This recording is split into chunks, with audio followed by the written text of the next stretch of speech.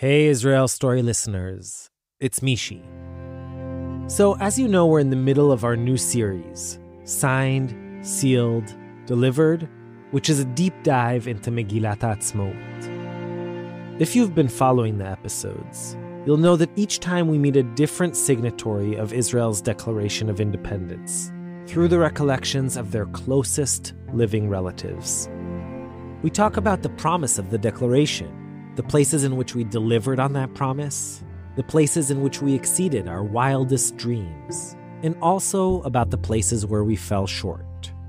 And it is through these descendants of the men and women who, with a strike of a pen, gave birth to this country of ours, that we wish to learn something about ourselves. But throughout the series, we're also going to be releasing a few extra episodes that examine other aspects of the Declaration of Independence.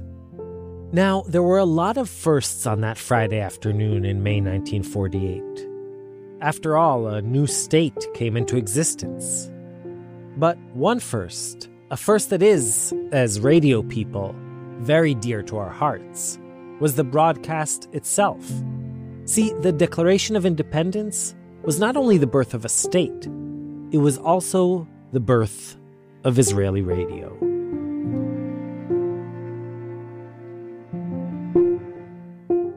We'll be right back. Normally, being a little extra might be a bit much, but not when it comes to healthcare. That's why United Healthcare's Health Protector Guard fixed indemnity insurance plans, underwritten by Golden Rule Insurance Company, supplement your primary plan so you manage out-of-pocket costs. Learn more at uh1.com.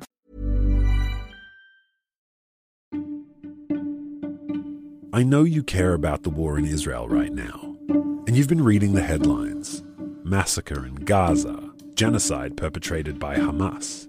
No, by Israel. But if you've been following long enough, you know one thing. This stuff seems complicated. And honestly, no one can really just pick a side or decide an opinion without really learning, without really knowing what you're talking about.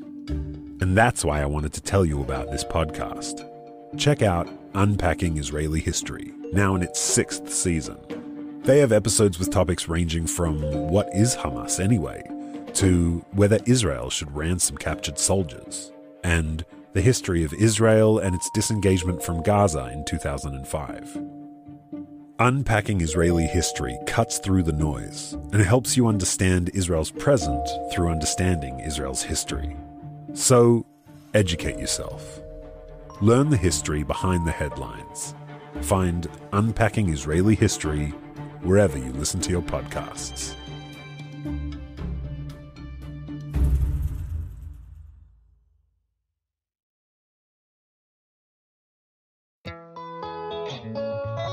With what seems like an endless amount of information at our fingertips, we tend to forget that wondering about things is really part of the journey to finding answers we're looking for. So, when it comes to the hot topics of Israel, Judaism, and Zionism, there's so much to wonder about right now that it's hard to know where to turn. Enter the latest weekly podcast from Unpacked, Wandering Jews with Michal and Noam. Join hosts and educator extraordinaires Michal Biton and Noam Weissman as they tackle these topics and the uncomfortable questions that surround them, with the goal of working towards the answers together with their listeners. No matter where you're from, if you've ever wondered about anything, this is the podcast for you. So check it out. Subscribe to Wandering Jews with Michal and Noam on your favorite podcast app today. Wandering Jews is brought to you by Unpacked, a division of Open Door Media.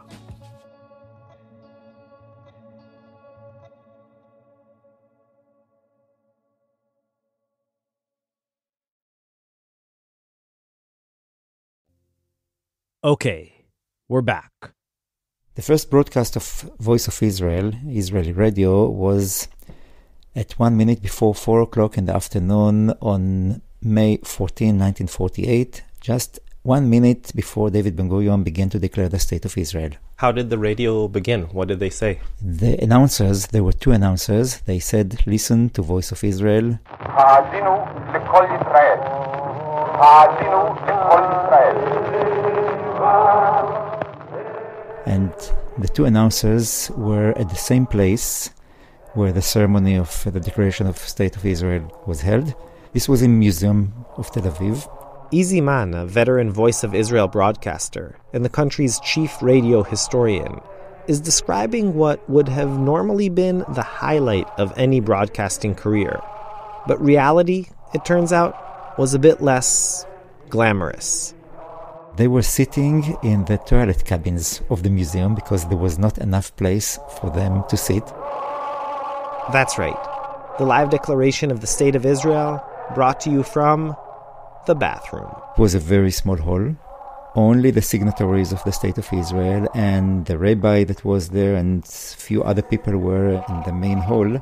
From time to time during the ceremony, two journalists came from the main hall to the area of the toilet and gave them notes saying what is happening now or what will happen later, so they could say something.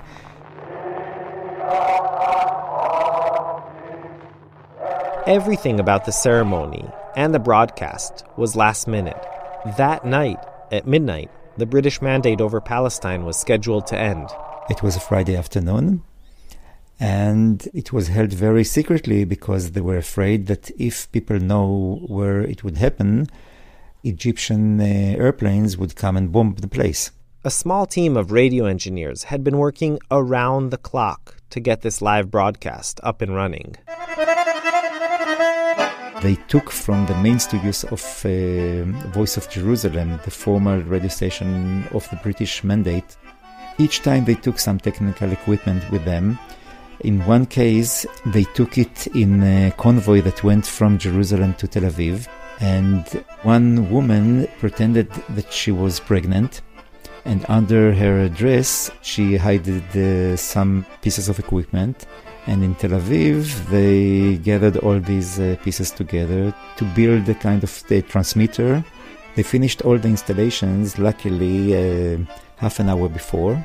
And of course, they were still afraid because the transmitter was not that strong these times.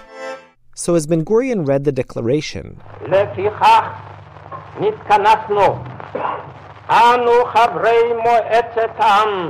many of the citizens of the new state couldn't actually hear him. Some people say that they heard it even in the Galilee, although the transmitter was very, very weak.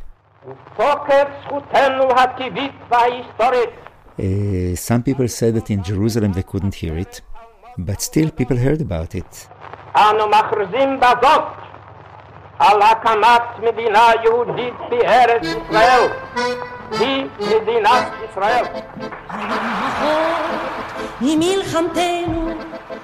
imagine it was crucial for Ben Gurion and for the government that the citizens actually hear the Declaration of Independence on the radio. Of course, this is the meaning of the declaration. I mean, if you declare something, you want that people know about it. And in a time well before TV or the internet, the way people knew about things was from the radio.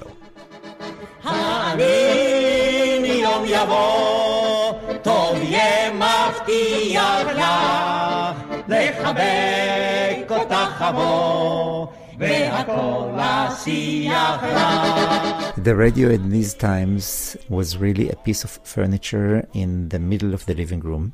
And that's how, very quickly, everyone heard the news.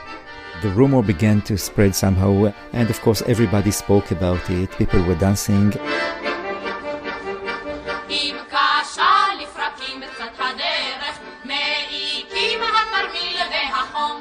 I'm Mishy Harman, and we'll be back next time with another installment of Signed, Sealed, Delivered. Till then, Shalom Shalom, and Yalla Bye.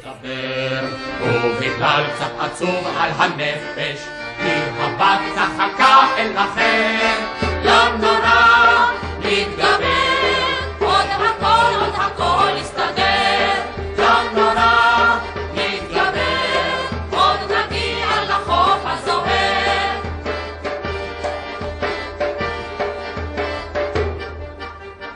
אם ביום תעסוק בטוריה ובליל מזדמן מסתנן, החופשה לא רוצה להגיע, זהו נחל חביבי הבן, אם קטנה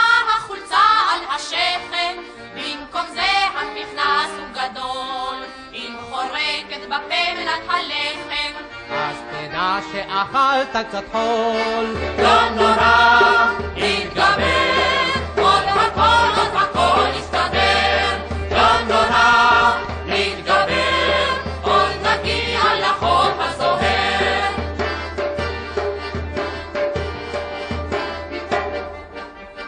אם המים אזלו במקלחת, והתה יש לו טעם של פליט, אל תכעס יא חבר שבנחת, ותבין הצבא זה לא פלירט. במסע עם לוחצת הנעל, ומ"כים רוכבים על פקודות. אם תפסת את זרם הנחל, אז תפרוץ בשירה שכזאת. לא נורא,